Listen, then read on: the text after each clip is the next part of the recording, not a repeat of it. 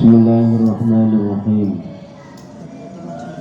Al-haditsus saminu utawi hadis kang kaping 8. An Abi Mas'ud iku sanging Abi Mas'ud radhiyallahu anhu.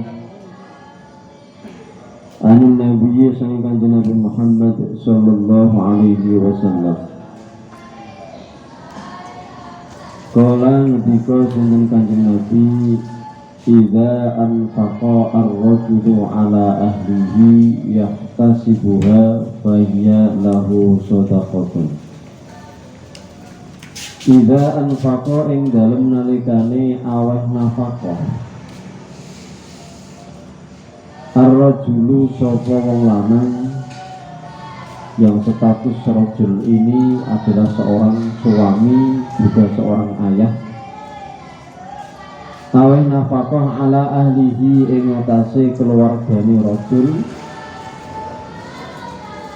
yahtasibu khale ngalap ganjaran sangka Gusti Allah sapa rajul. Yahtasibu khale ngalap ganjaran sangka Gusti Allah sapa rajul, ha ing nafaqah mau bahia mongko utawi nafaqah lahu kedue rajul sedekahun iku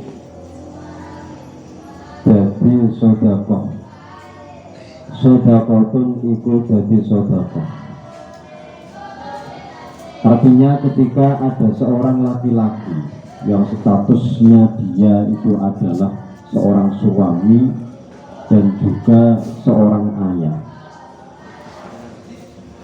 memberikan nafkah kepada keluarganya, kepada istrinya, ini nanti bisa menjadi suatu ibadah yang bernilai pahala ketika laki-laki tadi ada niat taqarrub ilallah, ada niat ingin ibadah mengenai Gusti Allah. Nah, orang ana niat ya tasibura, orang ana niat golek ganjaran sange Gusti Allah, cuman ngek tok dia nyatakan nafkah hanya itu tok, maka itu tidak bisa menjadi ibadah yang memiliki nilai pahala. Hanya menggugurkan kewajiban seorang suami memberi nafkah kepada istri dan keluarga tok, sementara ganjaran gak ada. Jadi ini berlaku pada setiap perkara-perkara yang keabsahannya tadi tidak disyaratkan niat. Jadi apa wae perkara-perkara sing nalika ora dibutuhno niat, itu nantinya bisa menjadi suatu ibadah nak pancen diniati taqarrub menuju Gusti Allah, diniati ibadah menuju Gusti Allah. Contohnya iki, termasuk contohnya iki, ngei nafkah menuju keluarga, ini adalah sesuatu yang tidak butuh niat. Artinya seorang suami ketika memberikan nafkah kepada istri, ini nanti tidak harus memakai niat. Iki wis iso gugurno kewajiban apa? Kewajiban seorang suami memberikan nafkah. Nah, nantinya apakah kemudian nafkah itu menjadi suatu ibadah sing ana ganjarane tah ora? Itu tergantung niatnya. Nak pancen diniati krana ibadah menuju Gusti Allah, ya dadi ibadah yang nanti memiliki nilai pahala. Tapi nak ora diniati wis pokoknya itok ngono. Cuman memberi nafkah tok, tidak ada niat ibadah menuju Gusti Allah, iki ora ana ganjarane, cuman menggugurkan kewajiban tok. Mulane apa wae sing mengkono ora butuh niat. Contohnya kaya sedekah. Sedekah gak butuh niat. Sedekah ora butuh niat. Artinya ketika ada orang kafir menyumbang bangunan masjid, ini kan tetap biasa. Sumbangannya kan tetap sah, mergo ora butuh niat. Tapi nanti apakah sumbangan yang diberikan oleh orang kafir itu termasuk suatu ibadah yang ada nilai pahalanya dari Allah ataukah tidak? Ya jelas tidak. Karena apa? Karena orang kafir ini ketika memberikan sumbangan jelas niatnya ora kok bingung ibadah ngene Gusti Allah. Jadi syaratnya perkara-perkara sing ora disyaratno ana niate iki iso dadi ibadah iki nek pancen apa ana tujuan takarrub ngene Gusti Allah. Tujuan ibadah ngene Gusti Allah. Paham? Jadi seorang suami ketika memberikan nafkah kepada istri, mulai mikirnya kan ada yahtasibuha. Yahtasibuha kali ngalap ganjaran sapa rajul. Ha ing sedekah. Dia memberikan nafkah kepada istri, ini tujuannya apa? Untuk mendapatkan pahala dari Allah. Niatnya karena Gusti Allah. Sehingga di samping dia mengumpulkan kewajiban sebagai seorang suami memberi nafkah kepada istri, dia juga mendapatkan pahala dari Allah. Mergo ono ya tasibura. Ono niat golek ganjaran sangka Gusti Allah, ono niat dengan ibadah ngene Gusti Allah. Nah ini tidak berlaku ngene nafkah tok. Apa wae sing mengkono tidak dibutuhkan niat, itu nantinya bisa menjadi suatu ibadah yang memiliki nilai pahala kalau memang ketika melakukan perkara tadi diniati ibadah ngene Gusti Allah. Nah seperti tadi contohnya wae perkara-perkara sing mungkin orang butuh niat, contohnya kayak apa? Sedekah kan orang butuh niat, butuh zakat. Nah zakat dia butuh apa nih? Niat. Mulane perkara-perkara sing ora butuh niat itu sah dilakukan oleh orang kafir sah. Contohnya apa? Sedekah. Mergo syarat niat itu kudu Islam. Nah orang Islam orang sah. Zakat orang kafir orang sah. Mergo apa? Mergo ngono apa ana kubenoni niat. Tapi sedekah orang kafir sah. Sedekah sah. Cuma nanti sedekah itu apakah menjadi suatu ibadah yang ada nilai pahalanya atau tidak?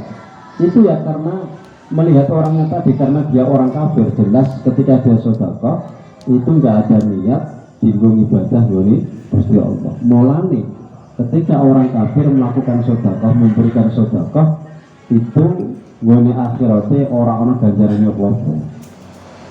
Kebaikan itu sudah dibalas karo Gusti Allah ngene pun dunya ini. Ngene akhirat gak ono apa-apane. Orang ganjarannya apa? Iki. Tapi perkara-perkara amaliyah sing mengkono butuh niat, keabsahannya itu bergantung kepada niat. Itu enggak disyaratkan harus ada qasdul qurbah, itu enggak harus. Wis dadi ibadah. Jadi amaliyah sing keabsahannya bergantung kepada niat itu langsung seketika otomatis menjadi suatu ibadah saat orang itu melakukan amaliyah tadi. Contohnya apa? Sholat itu betul boni niat. Ini enggak butuh kemudian ada qasdul ibadah, qasdul qurbah, enggak butuh, mergo diniati mau. Kayak sampean nunggu di masjid, sampai niat apa? Iktikaf. Dengan sekedar niat saja itu sudah menjadi suatu ibadah. Mulane banyak sekali amaliyah sing bentuke amaliyah dunya sing seharusnya tidak ada nilai pahalanya. Ini kalau memang niatnya benar, ini sudah jadi ibadah. Dan Nabi ketika kam min amalin yatasawwaru bi surati a'malid dunya fayasiru bi husnin niyah min amalil akhirah. Banyak sekali amaliyah yang bentuknya itu amaliyah dunia, yang bukan suatu ibadah, yang tidak ada pahalanya seharusnya, tapi karena niatnya benar, ini amaliyah dunia semesti tidak ada pahalanya, bisa jadi suatu ibadah, bisa menjadi amal akhirat yang memiliki nilai pahala sangka Gusti Allah. Mergo niatnya benar. Kayak itu mangan iki perkara-perkara sing ora butuh niat.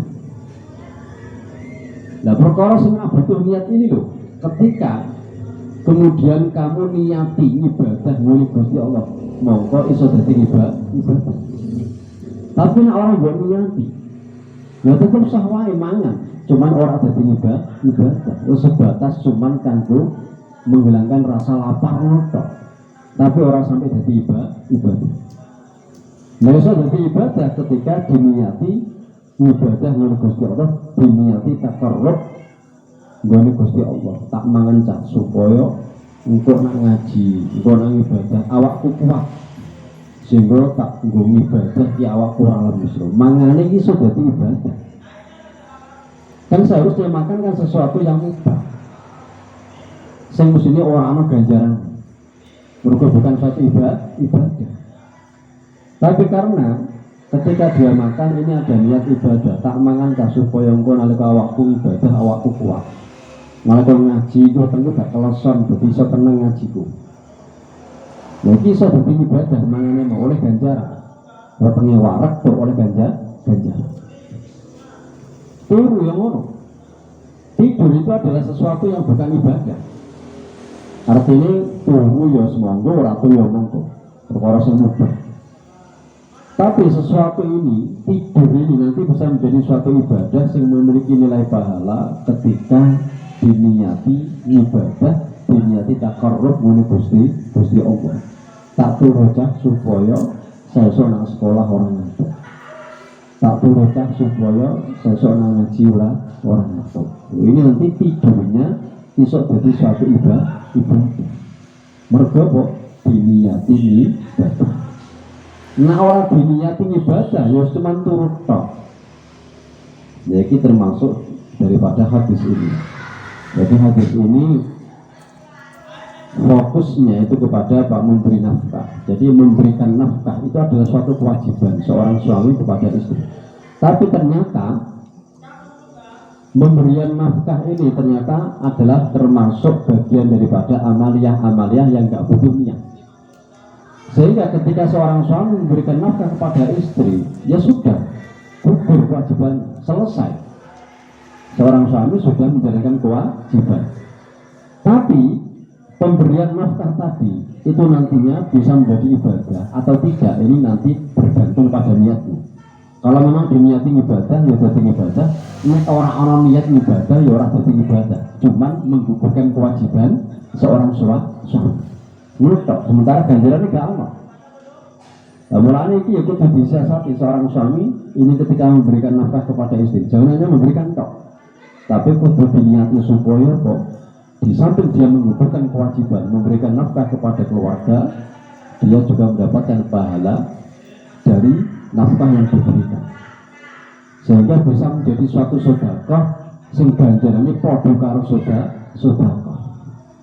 Jadi DE oleh ganjaran sedekah sekaligus menggugurkan kewajiban seorang suami memberikan nafkah kepada istri. Nah selama ini mungkin banyak yang belum paham. Artinya dianggap memberikan nafkah itu jadi ibadah. Padahal butuh niat. Iso dadi ibadah, nak diniati ibadah. Iso dadi ibadah, nak pancen diniati ibadah. Nah orang diniati ibadah ya cuma menggugurkan kewajiban, kalau sementara pahalanya gak ada, ganjarannya gak ada. Nah ini kudu diniati supaya kok oleh loro menggugurkan kewajiban juga mendapatkan pahala. Kata sya'atu utawi hadis kang kaping 9. Al-Bukhari iku saking Imam Bukhari kala ngendika sapa Imam Bukhari. Kala ngendika sapa Rasulullah sallallahu alaihi wasallam. Ngendikane Kanjeng Nabi, man utawi sapane wong yurid iku lamun ngersakake Allah sinten Gusti Allah bihi kelawan man ngersakake khairan ing bagus. Barang siapa yang dikehendaki menjadi orang baik oleh Allah, sapa wong sing dikersakna Gusti Allah dadi apik, dadi menungsa sing apik, yufaqih mongko bakal aweh kefahaman sinten Allah. Yufaqih mongko bakal aweh kefahaman sinten Allah hu ing man dikei kepahaman fitini ing dalam urusan agama. Fitini ing dalam urusan agama. Barang siapa yang memang dikehendaki menjadi orang baik oleh Allah, maka Allah akan memahamkan kepada orang itu tentang urusan-urusan agama. Artinya orang-orang yang ternyata oleh Allah dipahamkan dalam urusan agama, itu berarti orang yang memang dikehendaki Gusti Allah dadi wong sing apik. Contohnya kalau sampean kabeh ini termasuk man yuridillahu bi khairan yufaqihu fid. Sampean melo ngaji ini berarti apa? Gusti Allah menghendaki sampean menjadi baik. Mergo sampean didadekno wong sing paham mengenai agama. Iki termasuk carane Gusti Allah nggawe manungsa dadi wong sing apik yo ngene. Mergo dengan ngaji akhirnya sampean ngerti tentang hukum agama, ana sing wajib, ana sing haram, ana sing makruh, ana sing sunnah, ana sing mubah. Sehingga yang wajib tetap dilakukan, itu dilakukan, sing haram itu ditinggal. Kemudian sing sunnah nek iso dilakoni, nek iso ya apa-apa. Nek makruh, nek iso ditinggal, nek gak iso ya ora apa-apa. Nak mubah mbok lakoni monggo, ora ya monggo. Nah iki kabeh bisa kita pahami ketika kita ngaji. Nah kita termasuk jalan Gusti Allah dadi manungsa apik iku dengan cara apa? Difaham nanggone masalah agama. Wa innamal ilmu lan angin mestine utawi ilmu iku bita'allumi kelawan belajar karo guru. Bita'allumi iku kelawan belajar guru. Dan ilmu itu nanti bisa didapatkan itu harus belajar bersama dengan guru. Tidak hanya mutola'ah fil kutub tidak. Walaysa al-ilmu bil mutola'ah fil kutub. Jadi artinya wa innamal ilmu bita'allum itu artinya ilmu itu didapat dan kamu akan paham dengan ilmu tersebut ketika kamu belajar bersama dengan seorang guru. Tidak cukup hanya membaca buku, tok tidak cukup. Nek orang guru berarti nanti kamu tidak punya sanad yang akan menyambung ilmu kamu sampai Rasulullah. Berarti man laisa lahu syekh fasaitonun syekhuhu atau fasyekhuhu syaiton. Sapa wong sing orang duwe guru mongko berarti gurune ya setan. Malah sing jenenge sanad iki ya penting. Karena sanad ini adalah sesuatu yang akan menyambung ilmu kita kepada Rasulullah. Guru kita sapa? Kita ngaji karo sapa? Guru kita iki. Kemudian guru kita ngaji karo gurune. Gurune ngaji karo gurune. Guru ngaji karo gurune sampai akhir meneh Kanjeng Nabi Muhammad sallallahu alaihi wasallam. Sehingga bener-bener ilmu kita iki bener-bener diakoni. Ilmu sing ana sumbere, ilmu sing ana sanad. Tapi nak ilmu ini didapat dari membaca buku, nggak pernah belajar dari seorang guru. Terus macam-macam buku terjemah, buku-buku terjemah, ono hadis yang terjemah, terus disampaikan misalnya, terus jadi seorang dai, dia akhirnya kan jadi guru. Ketika ditanya, kamu dapat dari mana? Bisa baca seperti ini, guru kamu siapa? Langsung jawab, ya aku mau diri. Sangkor buku ini misalnya diterjemah. Yang terjemahnya berbunyi seperti ini loh. Nah, ini berarti dia orang guru, sehingga dia tidak punya sanad yang akan menyambung ilmunya sampai ngene Kanjeng Nabi. Nah, iki Gusti Allah iki jadi oleh welas oleh kawulane tenan. Jadi orang-orang yang dikehendaki menjadi orang yang baik kalau Gusti Allah itu nantinya akan digiring Gusti Allah nggone majalis-majalis atau tempat-tempat yang nanti di tempat itu dipelajari tentang agama. Contohnya sampean ini digiring karo Gusti Allah, artinya digerakkan karo Gusti Allah datang untuk mengaji. Ini berarti Allah menghendaki sampean menjadi orang baik. Mergo dengan ngaji sampean akhirnya ngerti, oh kenal karo Gusti Allah, kenal karo Kanjeng Nabi. Bisa ngerti carane sholat sing bener iku piye. Iso ngerti dalan sing nuntun sampai ngene swarga iku dalan sing ndi. Iki kabeh bisa dipahami ketika wong itu apa ngaji. luwih-luwih dalam ilmu fikih, karena fikih ini nanti sasarannya adalah masalah ibadah. Ibadah itu berarti hubungannya karo Gusti Allah. Juga tidak hanya ibadah tok, orang kok hubungannya karo Gusti Allah tok fikih itu, tapi juga ada muamalah. Ono perkara sing mengkono hubungannya karo menungso. Jadi hakullah juga terpenuhi, hakul adam juga terpenuhi. Itu apa ilmu fikih. Al-ashiru taya hadis kang kaping 10. Jadi memang fikih itu ilmu sing mulya. Karena dengan fikih kita bisa tahu carane sholat sing bener piye. Kita bisa tahu carane wudu sing bener itu piye. Nek wudune bener salate ya bener. Ketika sholatnya bener, maka berarti perilakunya jadi bener. Mergo pertama kali sing bakal ditakokno karo Gusti Allah, yang akan dikoreksi karo Gusti Allah ngamale menungso, iku sholat. Jadi sholatnya piye bener tak durung. Iki pertama kali sing dikoreksi ngene dina kiamat, besok ngene akhirat iku apa? Sholatnya. Nah, ilmu yang berhubungan dengan sholat iku apa? Fikih. Mulanya fikih itu benar-benar dipahami. Fikih ilmu-ilmu sing ana hubungannya karo sholat, hubungannya karo wudu, ibadah itu benar-benar apa kudu dipahami. Mulanya fikih didahulukan dibanding apa ilmu tarekah, ilmu tasawuf. Aja kok tasawuf dhisik lagi fikih kuali. Jadi wong tua-tua kadang ngono itu oleh menurut tarekah tenan, sementara fakih ora paham. Wudu gak paham. Tapi oleh semangat menurut tarekah, ikut tenan. Dan lu dek wong sing khusuk tenan sih bener-bener apa taat dengan Gusti Allah. Sementara salat ora bener. Enggak salah.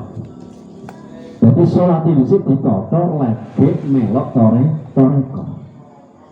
Berkone dikane Imam Ahmad bin Hanbal, man tasawwafa walam yatafaqqah tazanda. Sapa wong wis mendalami ilmu tarekah, ilmu tasawuf, sementara ilmu fikih dia nol, ora paham ngene ilmu fikih. Ini bahaya sekali, tazanda. Dia bisa menjadi kafir zindik. Kafir sing rumangsa dhewe iku parek dengan Gusti Allah, sementara sebetulnya tidak. Itu jadi kafir zindik. Jadi sekian nol, tapi khusyuk tenang. Akhirnya kan orang-orang seperti ini menganggap bahwa dirinya sudah dekat sekali dengan Allah. Terus oleh parek oleh Gusti Allah tenanan pikir terus la ilaha illallah tenanan, tapi sholat ini gak bener kabeh sholat itu. Wudu ini serap bener, orang iso wudu. Dan ini nanti orang yang seperti ini, orang-orang yang tidak punya ilmu fikih tapi teori-teori tenanan rumangsa khusuk tenanan rumangsa parek karo Gusti Allah, ini akhirnya kemudian muncul perasaan bahwa aku adalah orang yang sudah dekat sekali dengan Allah sehingga sholat itu nggak perlu. Mergo sholat itu tinggal eling karo Gusti Allah. Sementara tanpa sholat aku sudah zikir ngene Gusti Allah. Tanpa sholat aku wis eling ngene Gusti Allah. Akhirnya kanggone aku sholat gak penting. Kanggone aku sholat ora wajib. Mergo aku zikir karo Gusti Allah tanpa sholat. Berbahaya itu sering kafir zindik ya seperti ini. Orang yang mengaku dirinya dekat dengan Allah sampai dia berani menggugurkan kewajiban sholat.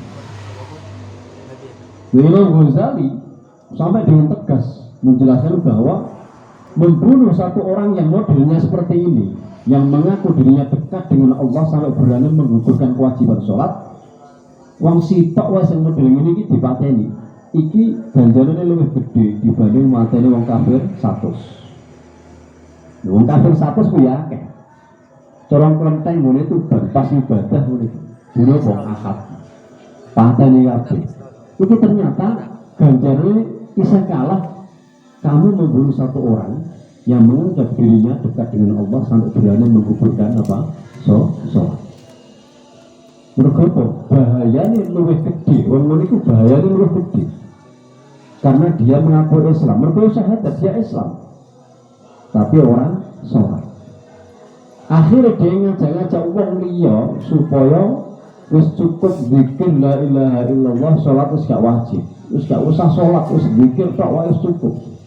Mergo padha sholat ya dienggo zikir dienggo eling Gusti Allah, dadi gak perlu sholat, cukup zikir wae nggo tasbih cukup. Wah, akhirnya sesat kabeh, menungso ora ono sing gelem sholat. Lho, itu kan bahaya. Sementara orang kafir asli ini kan jelas, mereka sudah jelas bahwa mereka musuh Islam, sehingga tetap waspada, tapi sing lebih medeni meneh, sing lebih mengancam ya iki, dia Islam tapi justru merusak ajaran Islam. Mulane ketika Imam Ghazali membunuh satu orang yang seperti tadi, mengaku dirinya dekat dengan Allah, mergo sepikir terus sampai dia berani menggugurkan kewajiban sholat, itu pahalanya lebih besar dibanding membunuh 100 orang kafir. Karena apa? Mempertimbangkan bahaya yang ditimbulkan oleh orang tadi. Kemudian ketika Ahmad bin Hanbal terusannya mau man tafaqqaha walam yatasawwaf tafassak. Sapa wong sing belajar ilmu fikih ora diimbangi karo ilmu tasawuf, iki kok berakibat fasik. Artinya fasik itu gampang gone pengibadah, gampang gone ibadah, wis ora apa-apa. Fikih mengajarkan seperti ini. Lho jelas akhirnya apa tek khusyuk wong iki.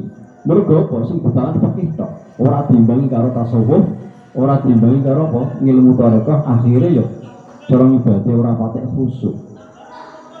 Mergo pancen fikih kan khusyuk ora patek penting. Ngene fikih khusyuk ora patek penting.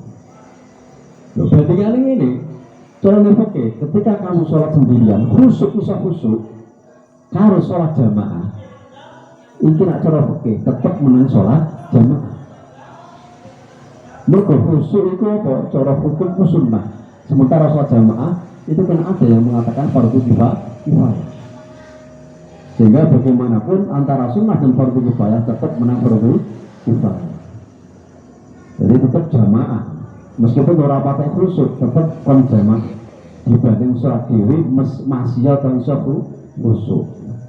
Karena bagaimanapun sing jenenge sholat jamaah iku koyo-koyo harapan besar diterima karo Gusti Allah sholat. Mergo pertama, ketika ada orang sholat jamaah iku sing didelok Gusti Allah pertama itu atine imam.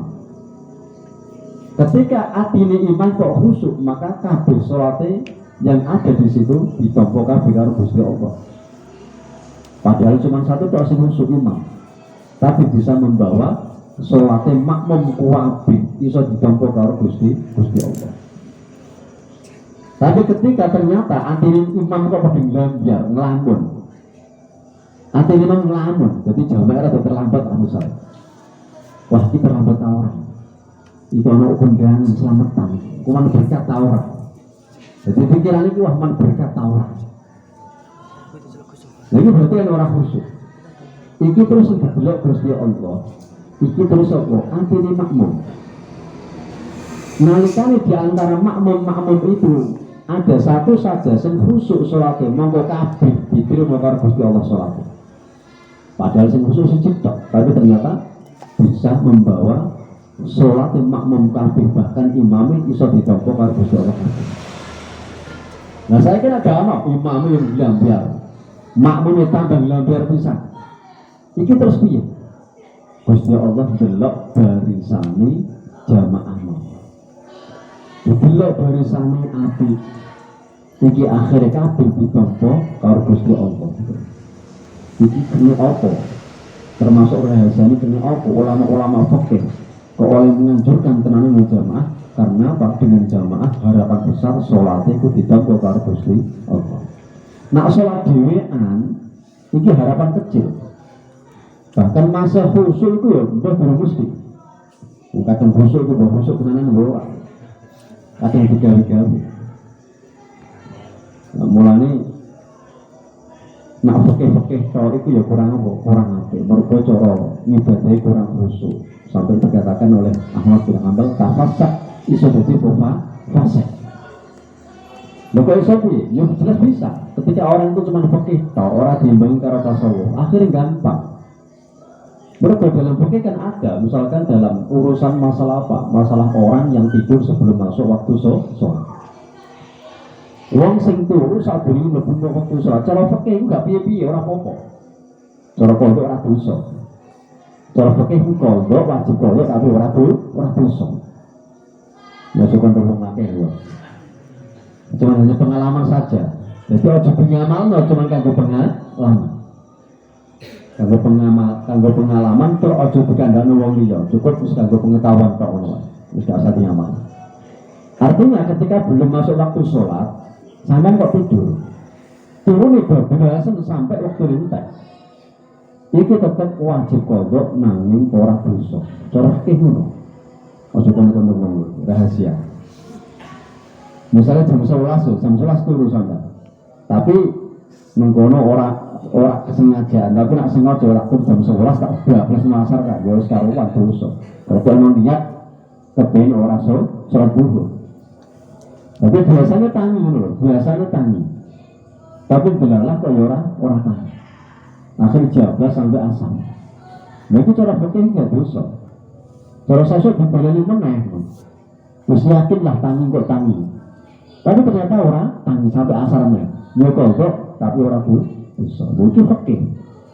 Nah ini nek dilakoni terus, iki akhirnya kan yo dadi masa. Mergo akhirnya gampang. Lah terus sing bener kuwi man tafaqqaha wa tasawwafa tahaqqaq. Sapa wong sing belajar ilmu fikih kemudian diimbangi karo ilmu tasawuf, monggo ilmu ini bener-bener dadi apa tahaqqaq, dadi bener-bener apik tenan. Salate yo iso khusyuk. Salate yo bener, yo khusyuk sesuai karo rukun syaratnya apa? Salat. Mulane kudu sampai ninggal fikih. Fikih itu penting. Bahkan gunung ta'alim juga dikatakan satu ulama fikih itu lebih ditakuti oleh setan dibanding 1000 wong sing ahli ibadah. Satu ulama fikih, satu saja orang yang ahli ilmu fikih itu lebih mengancam setan dibanding wong 1000 sing ahli ibadah. Tapi orang paham ilmu fikih. Wong siji banding 1000 kan ya adoh. Wong siji bandingane karo wong 1000. Itu ternyata yang lebih ditakuti kalau setan itu orang wong 1000 tapi wong siji. Sebab apa wong siji iki ilmu fikih iki luar biasa.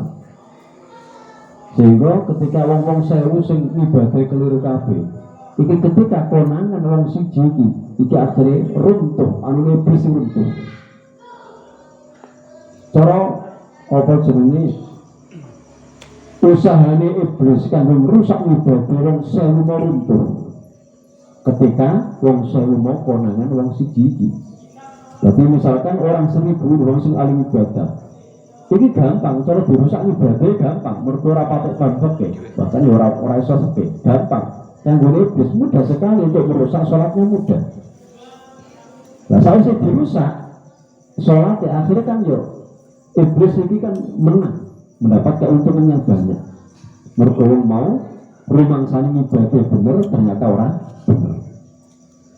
Akhirnya iblis mendapatkan keuntungan yang banyak. Tapi ketika konangan orang siji sing ahli fikih akhirnya ditotok. Lho, soalnya sampean keliru kan. Sing bener ngene, sing bener ngene. Lho akhirnya piye? Setan iki usahanya runtuh kabeh, ilang kabeh. Iki mergo apa? Ana wong siji sing ahli fikih.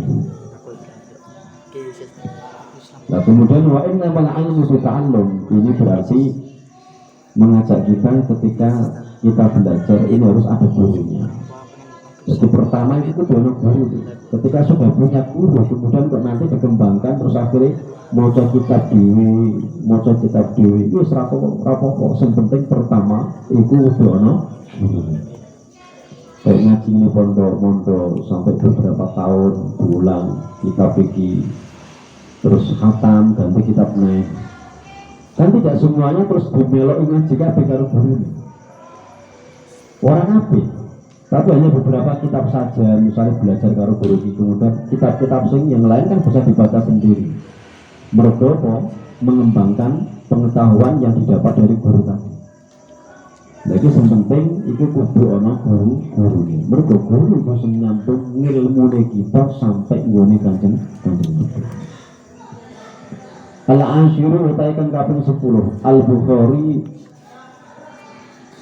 utai Imam Bukhari kala itu ngendika sapa Imam Bukhari kala ngendika sapa Rasulullah sallallahu alaihi wasallam ngendika kanjeng Nabi man utawi sapane wong salaka iku lamun ngambah sapa man torikon ing dalan ya tubuh kang nutrih karo sapa man bihi kelawan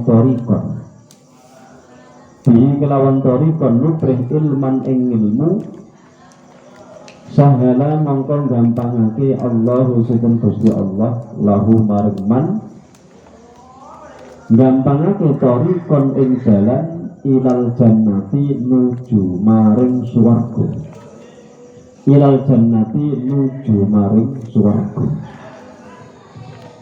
artinya barang siapa yang melangkahkan kakinya di suatu jalan, menapakkan kakinya di suatu jalan, seraya dia mencari ilmu, maka Allah akan memudahkan baginya jalan menuju surga. Dan ini man salaka torikon ini bisa diartikan sebagai jalan yang hissi, yang benar-benar rupa jalan. Kalau sampai ketika dari rumah datang ke sini itu berarti termasuk man salaka torikon. Wong sing berjalan di suatu jalan menuju ke majlisul ilmi. Berarti semua dua hadis ini sangat. Terus bisa diartikan torikon ini adalah jalan yang sing maknawi. Artinya sesuatu yang menjadi sebab seseorang bisa mencari ilmu. Kalau seperti orang tua kita, orang tua sampean yang membiayai sampean untuk bisa ngaji, ini mereka bisa dikatakan sebagai man salaka torikon yatlubu fihi ilman. Jadi torikon di sini ada dua arti. Pertama, arti yang visi yang benar-benar dalan tenanan, yaitu kalau sampean melangkah rene, melaku rene, iki berarti sampean termasuk man salaka torikon, dalan yang benar-benar dalan yang diantar. Sehingga sampean akhirnya sampai di sini dan bisa ngaji bersama. Dan torikon di sini bisa diartikan yang kedua, arti yang maknawi. Artinya tidak jalan tenangan, tapi perkara sing nyebabno sampeyan iso golek ilmu. Contohnya wong tua kita sing golek duit, golek rezeki, sing kemudian rezeki tadi digunakan untuk membiayai sampeyan sehingga sampeyan bisa golek ilmu. Itu juga termasuk dikatakan man salaka torikon.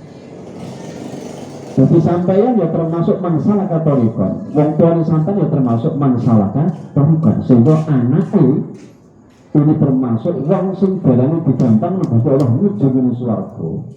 Wong tuane ya termasuk wong sing digampang dalane Gusti Allah nuju menuju swarga.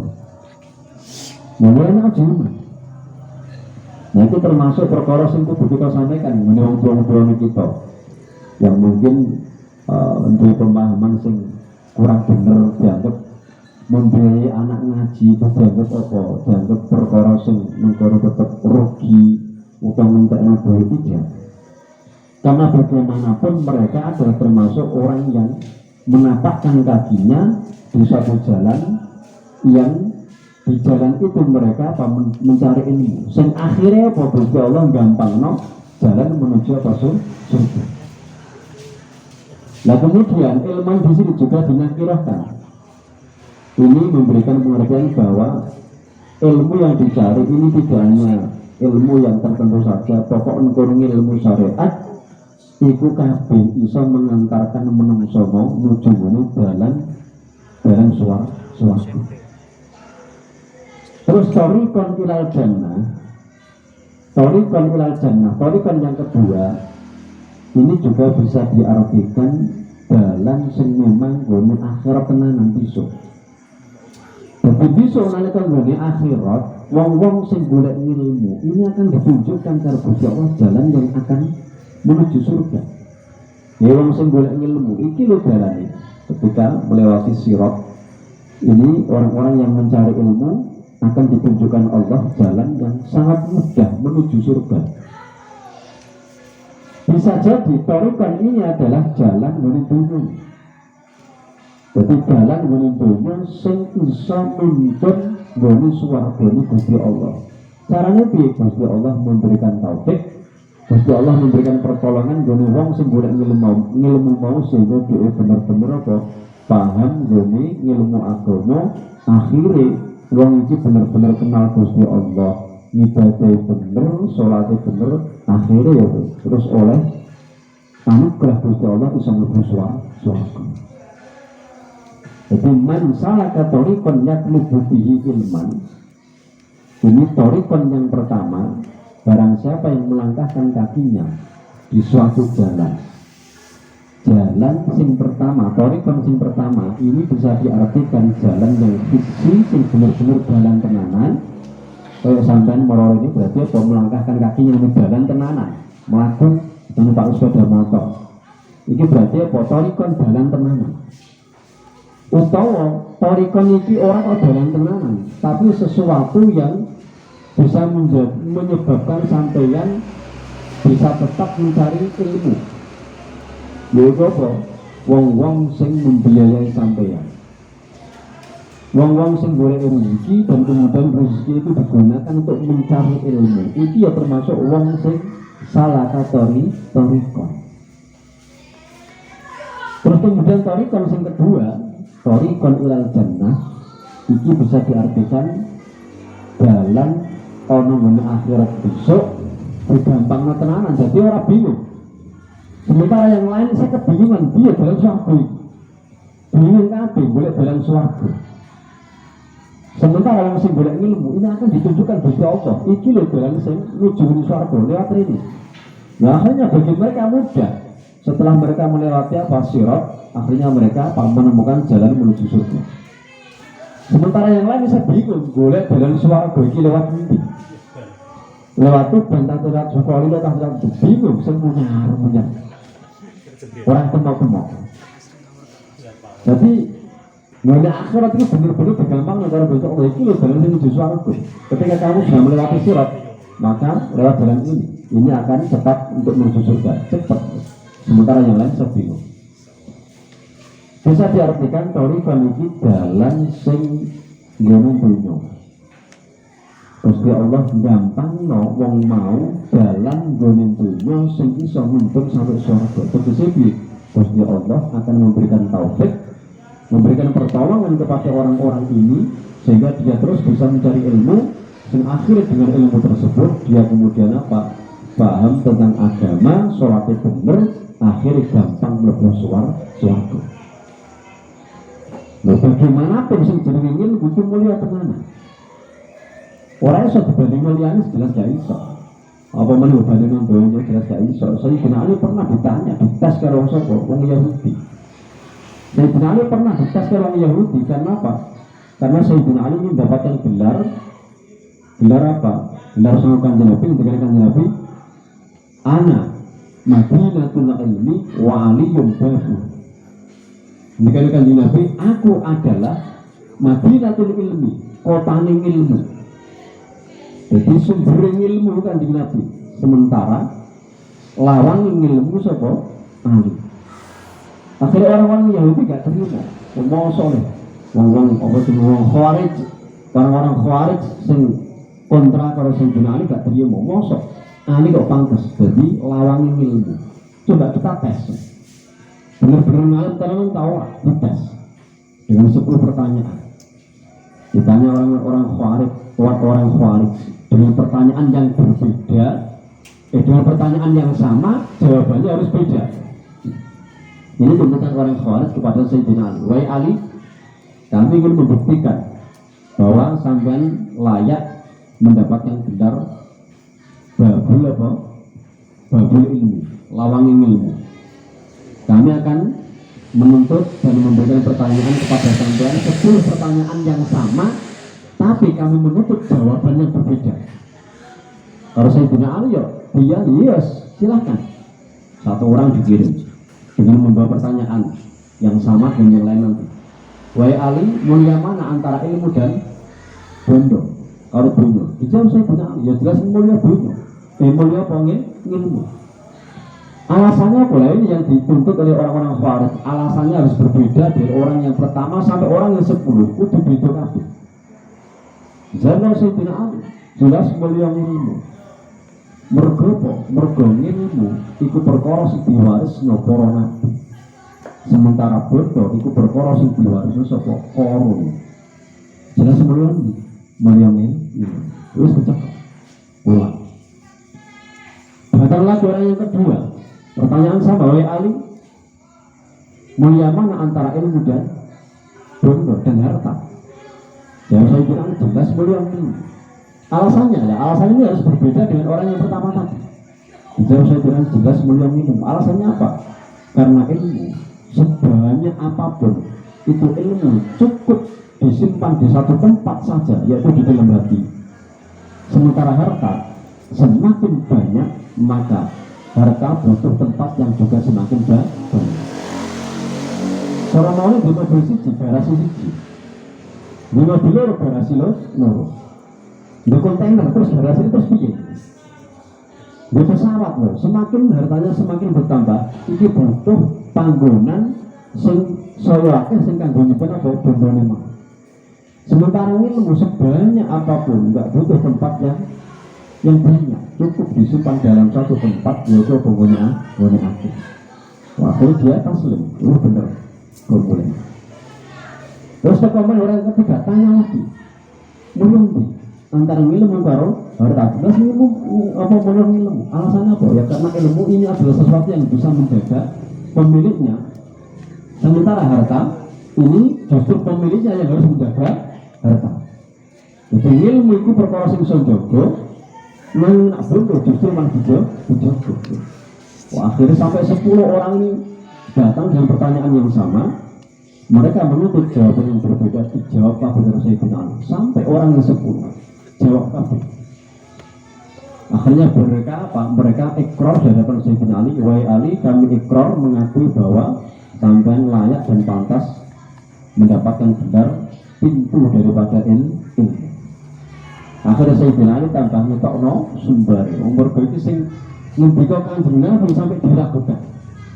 Jadi yang memberi gelar karo Sayyidina Ali itu bukan Sayyidina Ali sendiri, tapi Kanjeng Nabi. Kanjeng Nabi ngendika ana madrinatul ilmi wa aliyun babuan. Terus ngendika Kanjeng Nabi sampai diragukan. Akhirnya Sayyidina Ali jelas ora terima. Orang terimanya bukan karena beliau dianggap tidak paham dengan ilmu, tidak, tapi karena meragukan kebenaran Kanjeng Nabi. Sampai ditantang oleh Sayyidina Ali, jangankan kalian orang Khawarij 1000 dari kalian datang menanyakan pertanyaan yang sama, menuntut jawaban yang berbeda, tak layani. Kok lagi 10? Oh saya itu kok nggak tak layani. Kok meneh ayo, sopo? Itu sopo Sayyidina Ali. Ini menunjukkan bahwa betapa mulianya ilmu. Jelas orang iso dibanding. Jelas orang iso dibanding. Bahkan sampai Gusti Allah ini memberikan kedudukan yang istimewa bagi ilmu. Ilmu dijadikan sebagai apa? Sebagai jalan yang akan menuntun seseorang menuju ke surga Gusti Allah. Lho kabeh wong ku mesti kepengin mlebu swarga. Kabeh wong ku kepengin mlebu swarga. Jalan yang paling gampang menuju ke swarga itu ilmu. Sampai wong sing nambah jalan menuju ke ilmu. Itu berarti dia melangkahkan kakinya menuju kepada surga. Jadi secara tidak langsung sampaian dari rumah datang ke sini, ini sebetulnya sampai datang ke tempat apa? Ke jalan yang akan menuntun menuju surga. Mulanya sampai majelis ilmu itu termasuk apa? Orang bertemu riyadhil jinnah. Ketika orang itu sudah sampai di taman, ini kan harus kayak sidik lah. Jadi raudhatun min riyadhil jinnah. Majlisul ilmi, panggonan ilmu niku raudhatun min riyadhil jinnah. Termasuk taman sangka taman swarga. Lho taman berarti kan harus gone ngarep. Taman kok pelataran itu lho, pelataran halaman. Nah harus gone halaman kan kare sithik mlebu tok.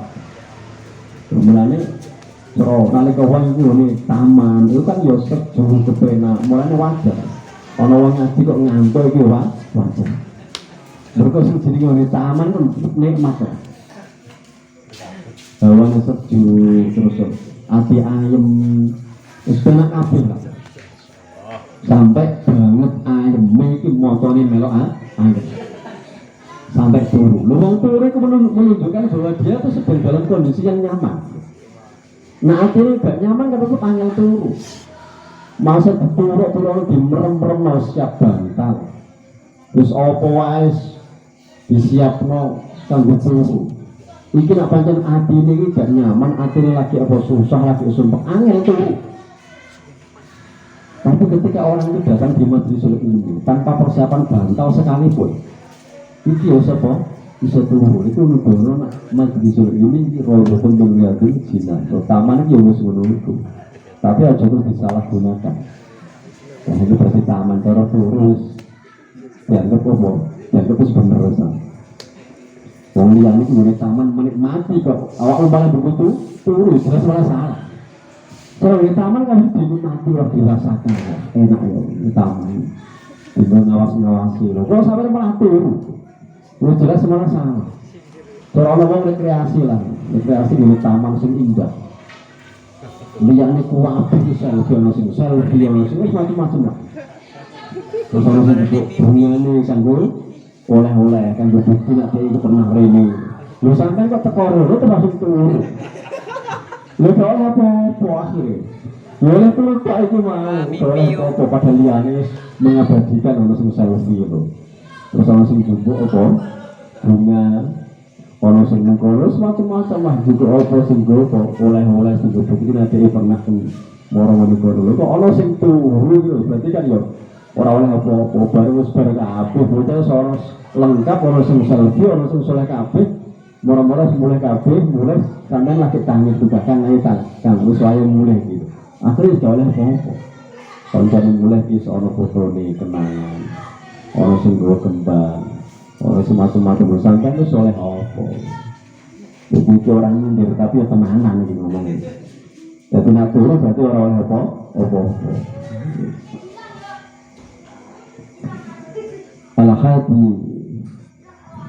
al-hadi asyara an ma'awiyah wallahu a'lam bishawab.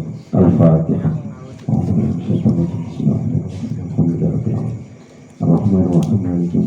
Iyyaka na'budu wa iyyaka nasta'in. صراط الذين أنعمت عليهم غير المغضوب عليهم ولا الضالين. سبحانك اللهم وبحمدك أشهد أن لا إله إلا أنت أستغفرك وأتوب إليك.